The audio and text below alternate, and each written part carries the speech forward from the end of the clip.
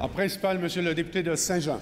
Pendant ce temps, Monsieur le Président, 13 000 de nos concitoyens, des personnes âgées, des personnes vivant avec une déficience intellectuelle ou physique ou avec des troubles de santé mentale vivent dans les ressources intermédiaires actuellement. Je salue d'ailleurs la présence de leurs représentants dans les tribunes, Monsieur le Président. 10 000 préposés ainsi que les éducateurs qui y travaillent dans des conditions souvent très difficiles ne gagnent qu'un maigre salaire, à peine au-dessus du salaire minimum.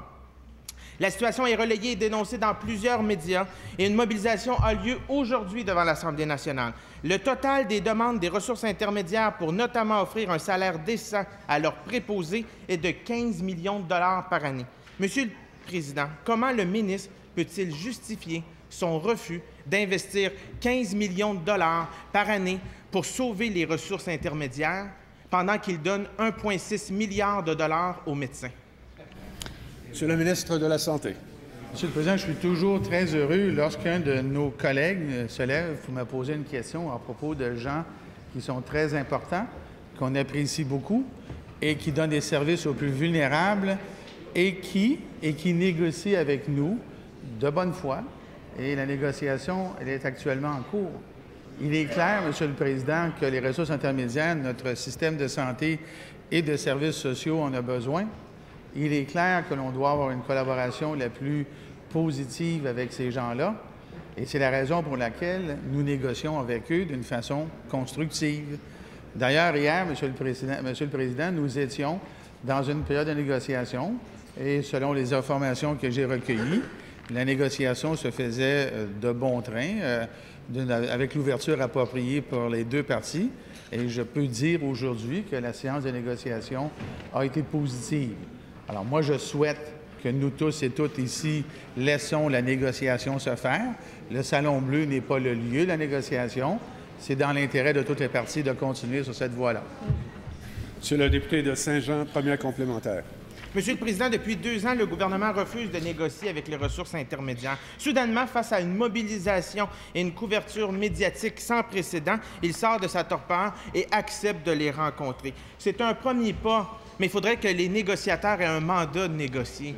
Il faut s'assurer que les ressources intermédiaires puissent continuer d'aider les plus vulnérables de notre société et offrir un salaire décent à leurs employés. Et pour ça, vous êtes le seul à pouvoir le faire. Monsieur le ministre de la Santé. C'est très intéressant de constater, Monsieur le Président, que notre collègue de Saint-Jean se lève à sa première question nous reprochant de ne pas négocier, nous demandant de négocier. Et à la deuxième question, il constate que nous négocions. Alors, je ne sais pas ce qu'il va nous dire à la troisième question, mais je suis content qu'il ait constaté que nous négocions au moment où on se parle et que la négociation va de bon train. Les choses se passent très positivement. Maintenant, pour ce qui est des actions publiques, elles sont normales, évidemment, dans un contexte de négociation habituel. Une chose est certaine, Monsieur le Président, c'est dans notre intérêt, c'est dans l'intérêt des ressources intermédiaires ainsi que de leurs employés, à ce que nous en arrivions à une conclusion favorable pour tout le monde, et c'est ce à quoi on travaille. Monsieur le député de Saint-Jean. Monsieur le Président, la situation est critique.